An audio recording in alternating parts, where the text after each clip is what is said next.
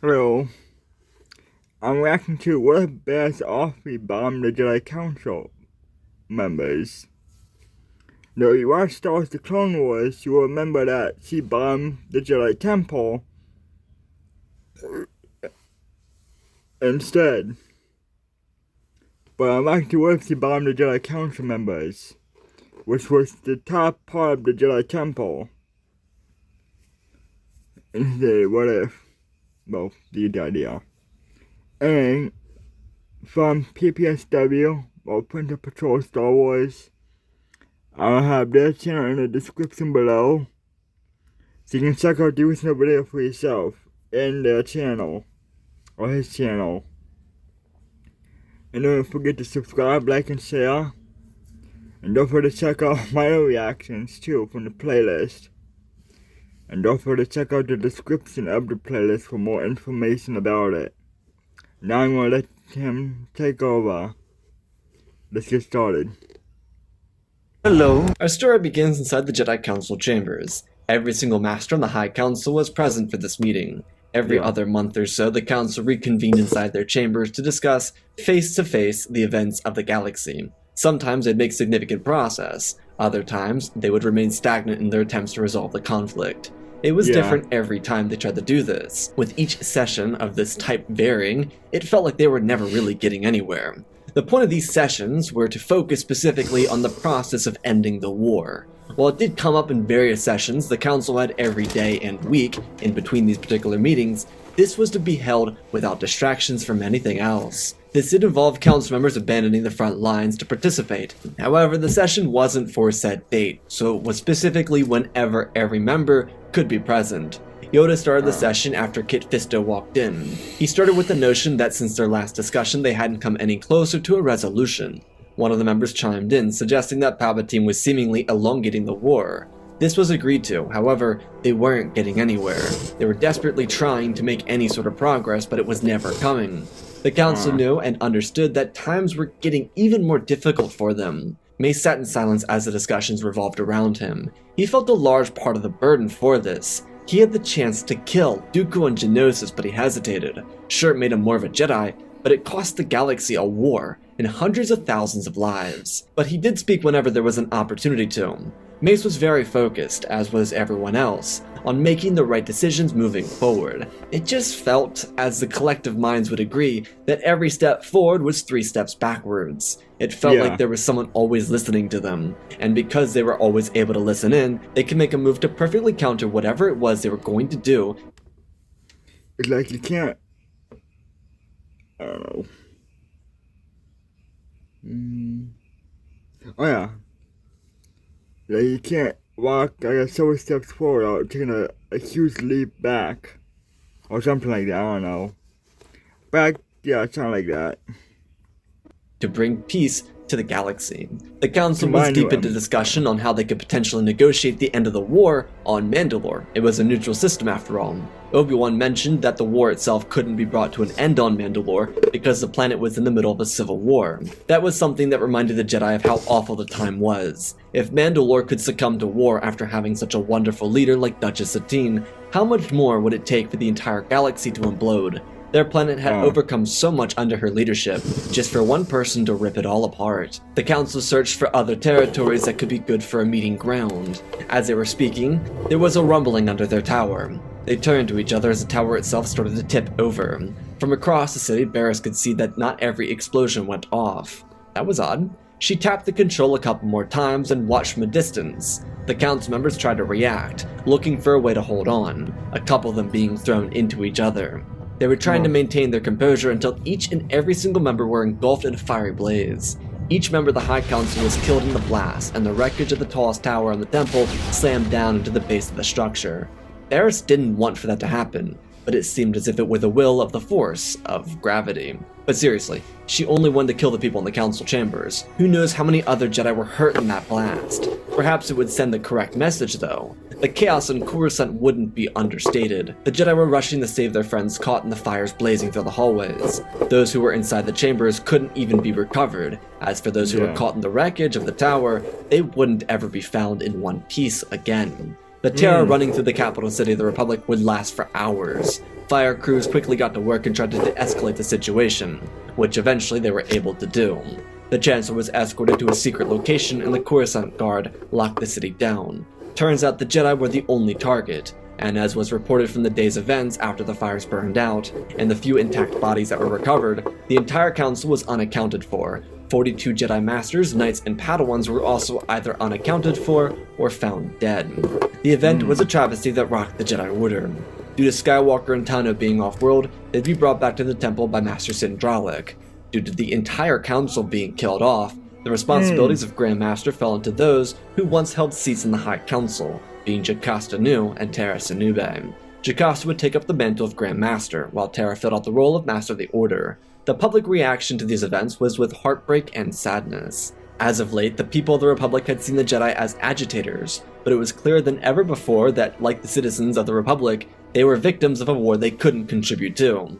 The main reason the general public sympathized with the Jedi is because some of the poster boys of the war were killed in the blast. These were Jedi Masters and Jedi Generals that people knew by name, the most notable of these being Yoda, Mace Windu, and Obi-Wan Kenobi. Due to how close Anakin and Obi-Wan were, the public feared for how their Star General would handle the loss of his best friend and instructor. Due to the sheer amount of casualties and the loss of the entire council, the shift of blame was redirected far, far away from Barris. She wasn't even in the conversation, let alone the thoughts for this travesty. And because there were no civilians harmed in the bombing, military leaders such as Tarkin couldn't get involved in the process. They were to stay away from the bombing to stay safe, as well as keep an eye out for any suspicious activity near Republic property. This too aided the reaction from the public, because the Jedi, despite siding with the Republic and sacrificing their members to defend it, were treated as a separate entity, as if they weren't even worth the time. This ironically wasn't Palpatine's doing, rather that of the collective Senate. He was just so pleased that the only challengers to his power were wiped out in one swift blast. Sure, there was Sindralik, but aside from him, the entire Temple Guard crew couldn't stand up to his might. Sidious felt relieved about the entire ordeal, and with Skywalker losing Obi-Wan, he could use this to play into his favor. Anakin had already gone through losing Obi-Wan before, but the fact that this was real made him even angrier and even more upset. The fact that his best friend, his father figure, as he told Padme he was, and one of the few people Anakin truly loved was gone, tore him to shreds internally. Ahsoka was affected by this, but not to the extent that Skywalker was. She was close to Obi-Wan and to Plo, but not as close as Anakin was to Obi-Wan. This essentially made Anakin unavailable for any recon missions, because his one goal was to rip the life from whatever monster did this to his master. Skywalker almost couldn't be contained, but because the Jedi needed someone to look for the culprit, they sent Anakin with Ahsoka down to the lower levels to find anything. This was potentially one of the worst decisions, or best decisions, they could have ever made. While Skywalker and Tano were looking for any leads, like dozens of other duos of Jedi across the city, they were contacted by Captain Rex, requesting that they return to the Jedi Temple. Despite the incidents not involving the clones, due to the Jedi being seen as separate entities from the Republic, they felt terrible for the Jedi Generals. Anakin and Ahsoka came as fast as they could. This time, instead of smoke emanating from the top of the temple where the tower used to be, it came from the middle. As they were speeding towards the temple, Anakin was contacted by Senator Amidala, who asked if he was alright, to which he informed her that he was. Ahsoka couldn't help but think that, while they were good friends, they'd make a cute couple. When the two Jedi entered the temple, they found clones and Jedi scouring the structure, looking for a way to get help to the wounded. These clones were all volunteers. They weren't sent to be here, and chances are they could get in trouble for doing so. But this alone depicted how much trust and loyalty the clones shared for their Jedi brethren. This particular attack on the Jedi was worse than the original one. It targeted the Jedi archives, because in the days since the first attack, the interim Jedi Masters and leaders of the Order hadn't made any decisions to exit from the war. Instead, they remained active, but focused on internal matters, which meant they were still a part of the war. Apparently, the bomber had no intentions of allowing this to continue. The tragedy about her decisions is that the second bombing affected many more Jedi. The bomb targeted the Jedi archives, and inside of those archives were not just the interim Grand Master and Master of the Order, but copious amounts of younglings, priests, and instructors. Very few of them were warriors, aside from Sindralik, who was very badly injured. Barris never wanted anyone but the Grand Master and the Master of the Order to be killed in the blast, but it was much larger than she anticipated. Anakin and Ahsoka ran through the halls of the temple, catching up with clone troopers and Jedi who were moving quickly to save as many wounded as they could. The destruction and wreckage inside the archives was terrible. Shelves were ripped apart, and the restricted section was pulverized. Many of the archivists were dead, aside from the newest members of Jacasta's team that were brought in to assist in her absence. It was a tragic scene. Anakin and Ahsoka ended up splitting off to help those wounded in the bombing. People were a mess. Smoke hadn't fully left the temple yet. As Skywalker came into the center of the archives, he could still feel the terrible confusion and the smell of the awful burns. The light in the archives was only through the light in the sky, visible due to a hole in the top of the archives themselves. Skywalker heard someone call his name and he ran over to Master Sindralic. He was missing both of his legs and his face was burnt across the left side. Luminar Unduli was with Anakin when they came to his side. Sindralic grabbed Anakin's hand and told him that the Order needed to recover. The few words he could get out after that said that the Order needed to be set free. As Luminar listened from over Sindralic's other shoulder, she heard Sindralic tell Anakin to use his bond with Palpatine to do it. A clomedic pressed a stent into his neck and he fell unconscious, before two troopers picked him up and started moving him for the Jedi Medical Center, which was filling up very quickly. Anakin turned to Luminara and he asked what this meant. She expressed that perhaps it was time for the Jedi to make an exit from the war.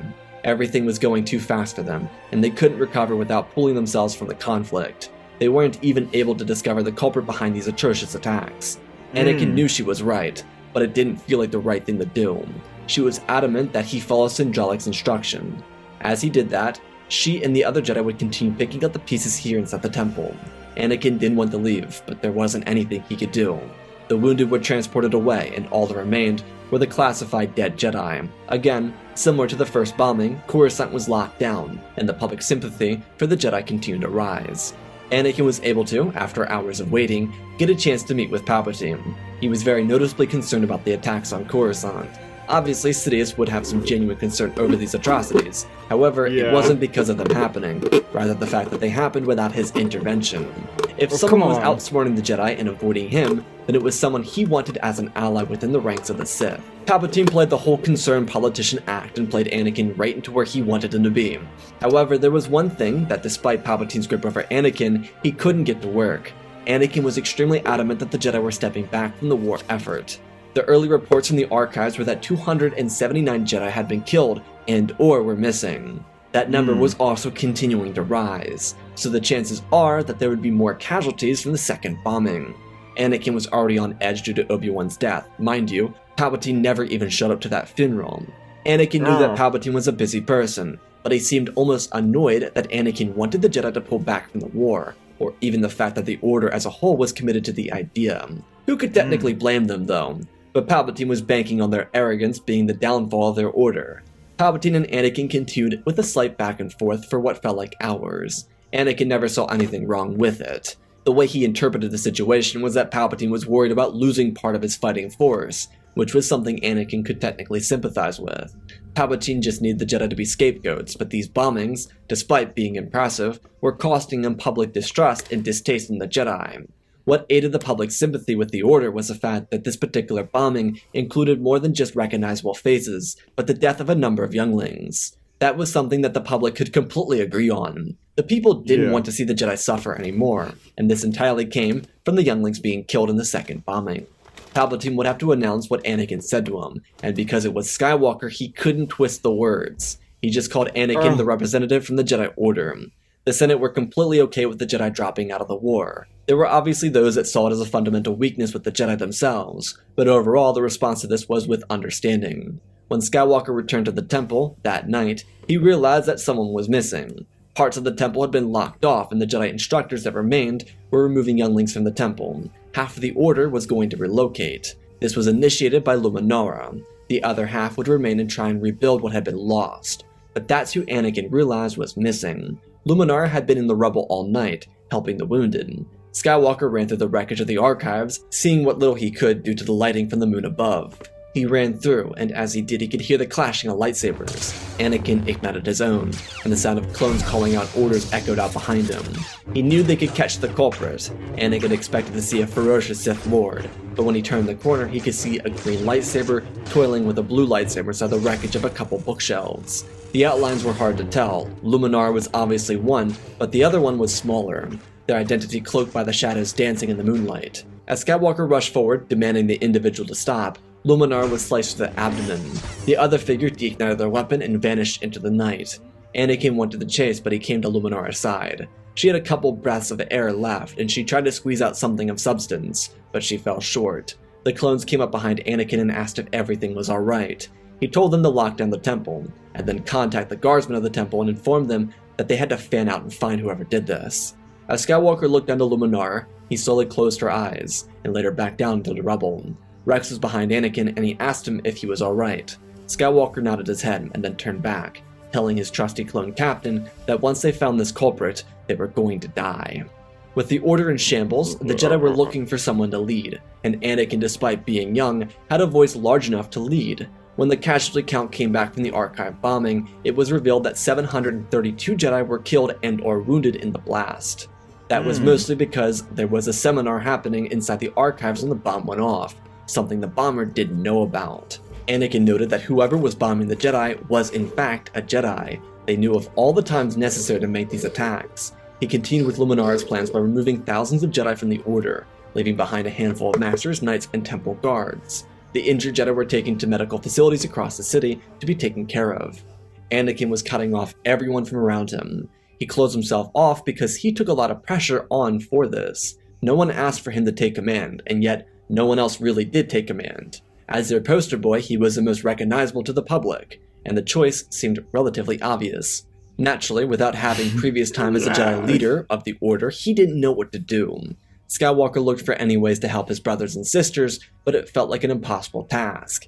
He didn't know how to properly ask for advice, and so he continued going to the last person he should have.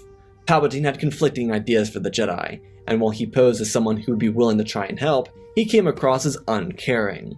This is something that Anakin never picked up on. This was entirely due to his desperation. He was trying to do right by the Order, and Palpatine continued giving him shabby advice, all in the hopes that the Jedi would either return to the war effort or look wrong in their quest to find the person responsible for the bombings. Palpatine just wanted to get his hands on that bomber so he could make good use out of them. Sidious wasn't able to find Barris through his various contacts, and the Jedi weren't able to either. She got what she wanted, kinda. While she believed that the Jedi Order was wrong for encouraging violence, she didn't see the irony in being responsible for over 700 deaths, including those of council members, archivists, and of course, younglings. But it wasn't about who she killed, it was about sending a message. The Jedi were no longer in the fight, so she got what she wanted. However, she wasn't going to be able to keep up the facade forever, so she made her great escape when no one was looking and vanished out into the galaxy. Ahsoka, like her master, was struggling. She tried to help him through the situation, but because he cut himself off from everyone, she was left feeling helpless and useless. She didn't know what to do to assist him, or anyone else, and when Barris vanished one night, she felt worse about the entire thing. What made everything worse and more terrible is that the Jedi felt that those who left the Order, like Barris, were doing so because the pressure was too much to bear, which for everyone, aside from Barris, was actually true. Ahsoka's conflicts continued as her master returned from cutting himself off and apologized for his misstep. There were no hard feelings, she was understanding of why he was being distant. Skywalker was, in a way, taking the Order by the reins and trying to lead them into the right direction. He and her spoke extensively over the following days and weeks about the situation. The bombings themselves happened within a week of each other. Now there were calls from certain Jedi to return to the war effort, while others were suggesting that they abandon Coruscant and go into hiding. Skywalker could see both sides of the argument, and with Sindralik still in a medically induced coma, he was stuck. Skywalker did have some elders helping him along the way, but they, like him, were just as confused. They didn't have any guides at the council, and anyone else who would be at all useful were killed in the second blast. Skywalker also had one conflicting issue. He truthfully would have liked to participate in the war, find the culprit, and end not just the war, but end the one responsible for the death of his master. However, he believed that as an acting leader, he needed to make a choice that would be best for the Order, which would be removing themselves from Coruscant. But the catch for Anakin is that his conflicting issue revolved around Padme. She knew he was okay and she was the most supporting voice for him, but if the Order relocated, he couldn't bring her or have her with him. So his struggle essentially boiled down to why the Jedi had their attachment rule, because at the heart of attachment, it wasn't bad, but Anakin was choosing his own desires over those of the many who needed the proper direction. Anakin didn't want to, but there wasn't really any other choice he could make, so instead of making the choice by himself, he put it to a vote, one that required 2/3 of the Jedi support to make said decision. If it didn't go through, they could continue to vote for it until it did. This took pressure off of his back, but this elongated everything for the Jedi. Due to the extra time Palpatine had, he was able to move on from the Jedi. Aside from the fact that he couldn't find one responsible for the bombing, he was able to guide the Republic itself away from the Order.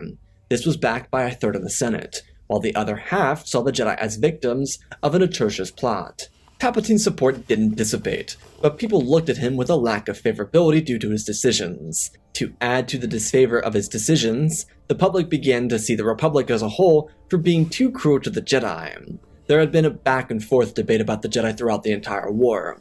If civilians had been killed in the bombing of the temple, the public would have favored the Republic over the Jedi, but because especially in the second bombing, only Jedi were killed, including the likes of younglings, the public believed that the government was being too harsh to the Order. The perception of the Jedi Order had shifted from warriors to victims. The biggest push for change in view was due to the younglings' death toll. Regardless, the public made their disagreement with the government visible. Public protests were made outside the Senate and executive buildings. Clones did actually side with the public in this circumstance. Obviously not all of them, but the fact that the Republic was willing to move on and forget about the Jedi left many with sour tastes in their mouths. They didn't protest or anything, and instead went back to the front lines without their Jedi generals. Clone captains and commanders were taking up roles that were once held by the Jedi.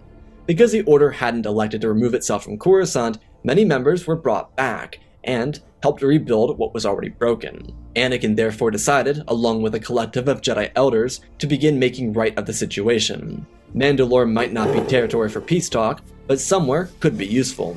Anakin, thanks to hours of self-reflection, decided to channel his inner Obi-Wan Kenobi, and he searched for negotiation. If they could end the war, it'd be better for everyone. As a result, the Jedi spent pairs of masters and apprentices, or knights, or just masters together, out into the galaxy to help end this destructive conflict.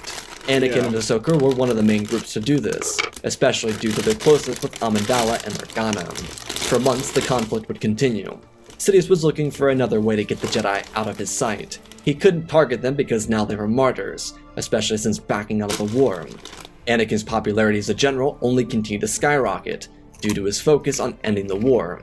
In a way, Skywalker was seen as a new generation of Jedi, ones that, while powerful as warriors, made better peacekeepers. This created a divide between the public perception of the Jedi and that of the Senate and their leaders. Those within the Senate noticed this, and they realized that perhaps the public perception was correct to an extent. Palpatine needed time to figure out how to get rid of the Jedi, and he had his plans in sight. However, something backdoored his plans. He set in motion plans with General Grievous, but thanks to Jedi intervention, both he and Dooku were in a bind. The Jedi, while not having a very successful time on every front of the peacemaking process, were able to negotiate a deal. What it called for was for a 3-month ceasefire, but the ceasefire would only come if both Dooku and Palpatine were removed from office. This wasn't due to any suspicions of them being Sith. The Jedi obviously knew Dooku was, but the reason for their getting rid of both political leaders is that nothing was being accomplished with their leadership. So, since the beginning of the second year of the war, everything became stagnant. Yes, part of it was due to the Republic making a comeback, but the war itself wasn't coming close to an end. The Jedi did everything they could to make this work, and in all actuality, it was Skywalker who suggested this move. He didn't have any issues with Palpatine, and he never paid any mind to what Palpatine hadn't done for the Jedi. Truthfully, Anakin was more willing to defend Palpatine, but he was representing the Order as a whole at this point, and like his decision with the relocation of the Jedi Order, he was willing to do what was best for the Order at the agreement of the collective. To accompany this call for a ceasefire, which was being put in place, was a Sidious plan that involved General Grievous. Similarly to how the Coruscant power grid was bombed at the beginning of the war, Grievous would send a couple dozen repair droids to the Jedi Temple. These were all Transformers, and they were equipped with bombs. Skywalker and Tana were on Raxus, finalizing the deal with the Separatist government, while a recovering Sindralic accompanied Padme and Bail Organa to sign the deal with the Republic. Both of his legs had been replaced, but his face was still recovering. Anyways, as a signing for what would become a vote of no confidence in the Republic and an impeachment within the CIS, a chain bomb exploded inside the Jedi Temple. The entire capital city came to a halt, as the sound of explosions ripped half of the temple into a cloud of dust and debris. There weren't even fires to be noted. All that happened is that one entire half of the Jedi Temple was obliterated. Luckily, there were a number of Jedi out of the temple when this happened, but more than half of those inside of it were killed on impact. which was close to a couple thousand, while the rest were wounded. Sindralik and his guards returned to the chaos to try and help those who were injured. At the same time, he'd be ushering those fully capable off-planet to another location. His hopes were to protect them from any other dangers. Tragically, Anakin and Ahsoka were all smiles and laughs on the other side of the galaxy, until Ahsoka grabbed her chest and looked at Anakin with pain in her eyes. He asked her what was wrong, and then he was hit with the same wave of pain. The Force was calling out to them. Anakin helped Ahsoka to their vessel, and they quickly entered, leaving Raxus. They wouldn't get back in time to help out, but during a call with Sindralik while they were in hyperspace, they were given all the coordinates to where he sent the rest of the Jedi Order. Despite how bad everything was going for the Jedi, both the CIS and Republic held their votes of no confidence. This completely changed everything, because both governments, desperate for an end to the conflict, kicked Palpatine and Dooku out of office. This immediately ended the war for what would be a 3-month period of no conflict. The hope is that without Dooku or Palpatine, they could end the war and bring a new peace to the galaxy. There was no decision from either side if they would mutually agree to a galactic divorce or simply rekindle what had been lost due to the war. Anakin and Ahsoka helped pick up the pieces on Coruscant before leaving the planet with Sindralik to help mend everything with the rest of the Order. Luckily, the Jedi had gone to Tython to settle, so it wasn't far from Padme. She was alright anyways, not to mention there were rumors of an apparent civil war between Dooku and Grievous after the ceasefire began. The droid general took up issue with the fact that Dooku was left powerless, and the Separatist government didn't like the idea that Grievous was impatient, for lack of a better word. They told Dooku that he could earn favorability with their cause if he destroyed Grievous, but the droid general had other plans, blowing his ship out of the sky before he could land on the Invisible Hand.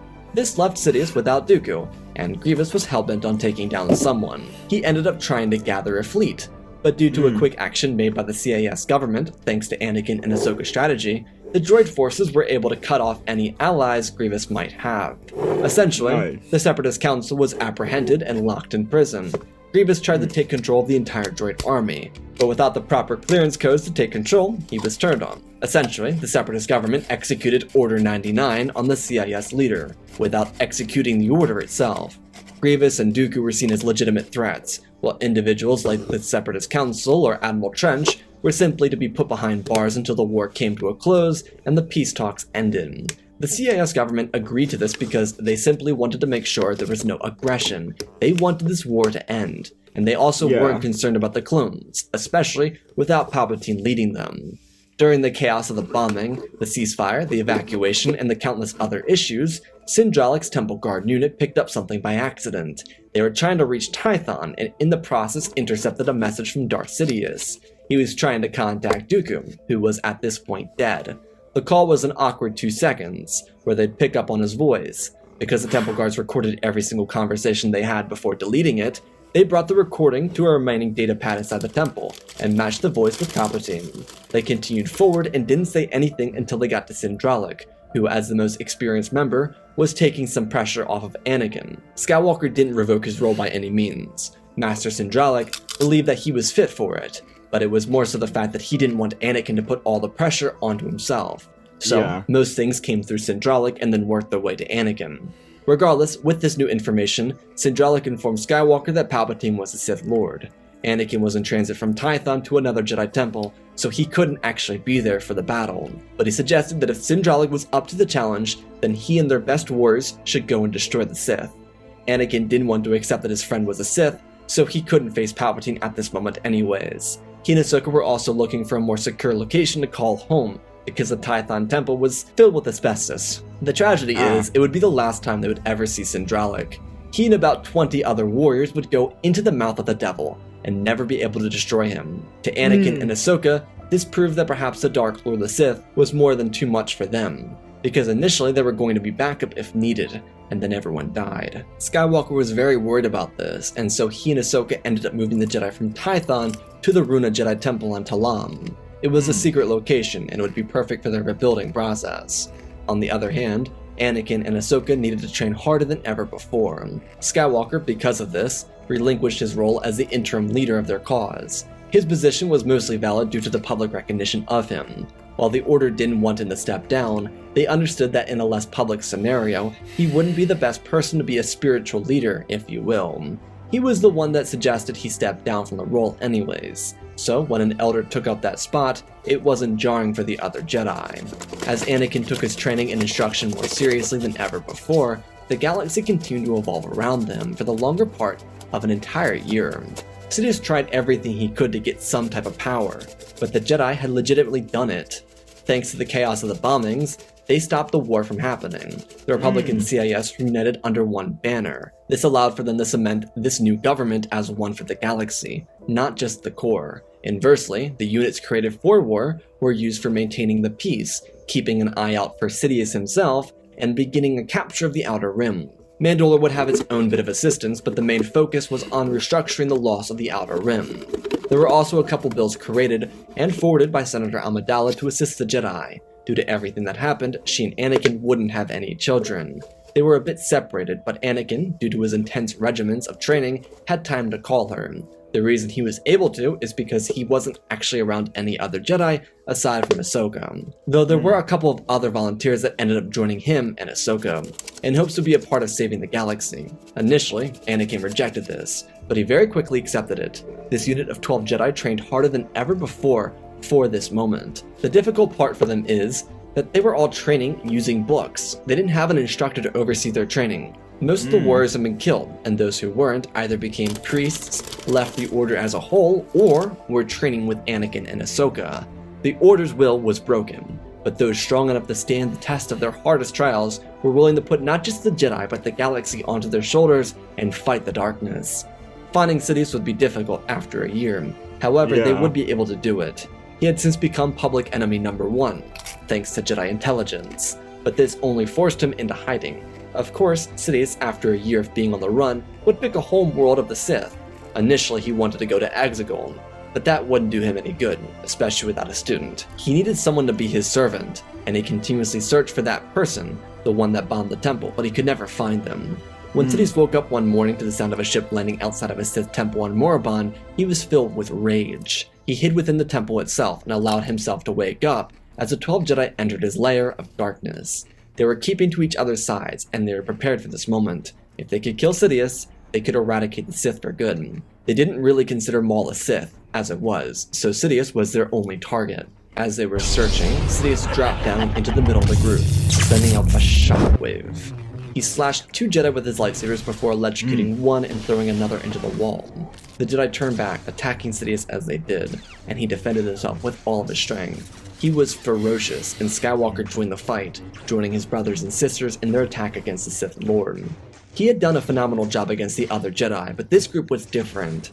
They had one thing the other group didn't have going for them, is that they knew Sidious was a legitimate threat. The other group must have not taken him as a true power before they fought him. This didn't mean they were winning, but they were at least holding their own against him. They practiced for this moment, using holograms of Yoda and fighting against them. It was the only thing they could do, and or use. It worked for them, but Sidious was much fiercer, obviously. The colors of the Jedi illuminated the dreary temple with hope, as they fought with everything they had. Another Jedi dropped, and Anakin took on Sidious with everything he had. The Sith Lord was using both of his blades, and was near unstoppable. Each Jedi put their all into this fight, but it almost felt impossible. Sidious was counting in his head. 6 were dead, only 6 more to go. He wasn't at this point concerned with Skywalker living or not. He was a target just as any other Jedi present.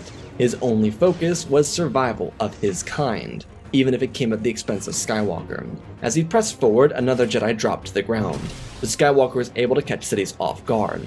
The one benefit Anakin had in comparison to his peers is his strength. This was accompanied by Anakin's speed, because many times he practiced wielding a heavier version of a lightsaber, so that once he held his actual blade, he moved with more speed and precision, which accompanied his natural strength. Sidious recoiled but was able to sweep under another Jedi before being kicked in the side of the knee by Ahsoka. She was able to slide under a strike made by him before Skywalker used a legendary 3-point saber combo on him, which ended his reign of terror. It was the final strike that extinguished their religion. The Jedi picked each other off the ground and took their dead, burying them in a purified plot on Talam. Every Jedi who went to Morabon knew they would likely die, so they were prepared to make the ultimate sacrifice, one of which they made, ending the Sith for good. When they returned with victory, the Jedi celebrated for the first time since the end of the war. It was a moment that they all really came to appreciate each other and their resilience for everything they had gone through together. But their work wasn't finished yet. As a result of the terror they incurred a year prior to the death of Sidious, they decided that slowly they would reintegrate themselves into the galaxy. They wanted to help, and they wanted to be important pieces in the rebuilding process of the broken galaxy. Anakin would be a leading member of this rebirth of Jedi interaction in the wider galaxy.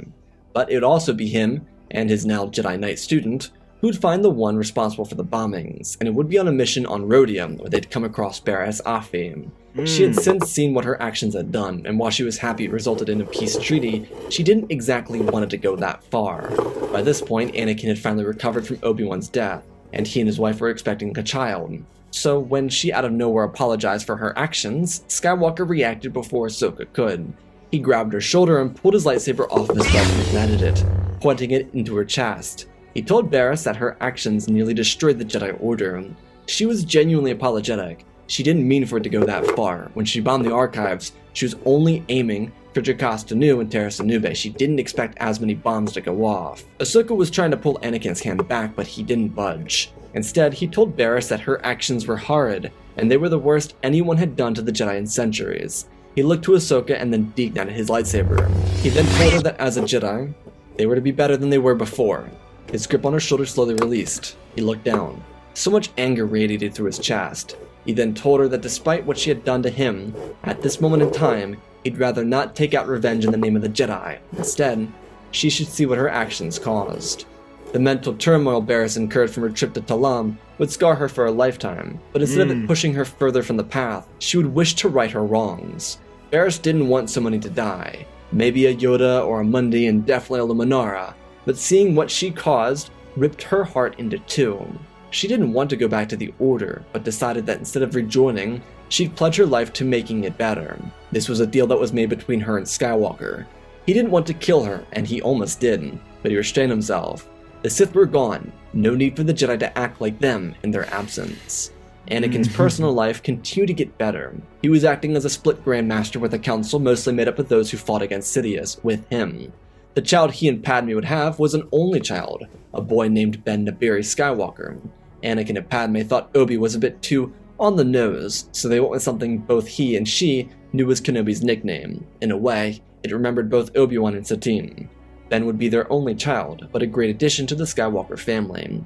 He'd become a Jedi and follow in his father's footsteps. Despite the tragedies the Jedi dealt with, they'd be the resurgence of hope in the galaxy. When they returned, they'd be welcomed with open arms and seen as the bringers of peace that they were always meant to be.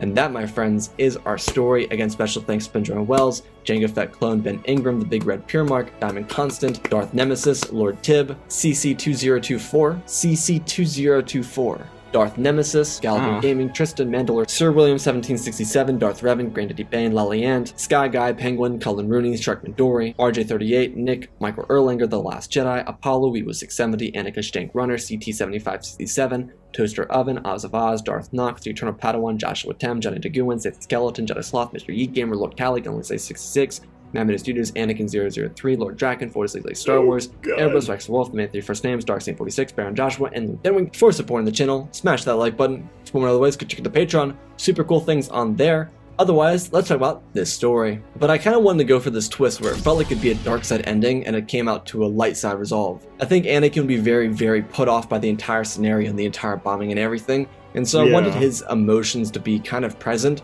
but also him kind of putting them to the side so that he can become this leader. The reason Anakin becomes a leader is because he is publicly known. When he is out of the public sight, that's when he's kind of like, alright, my purpose is kind of fulfilled, but I'll still help as much as I can. But I wanted the Jedi to kind of go through this rebuilding process, where on the other side of it, they end up better for what happened in a weird and sick, twisted way, that the death of so many caused them to kind of be like, maybe we should fix ourselves. And so as they restructure their order, they become a better version of themselves for the galaxy. So I hope you all enjoyed. I love you all, spread the love, and always remember, my friends, may the Force be with you.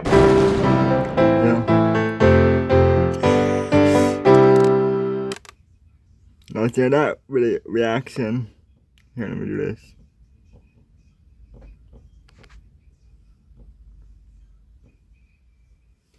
Yeah, let's hear that reaction.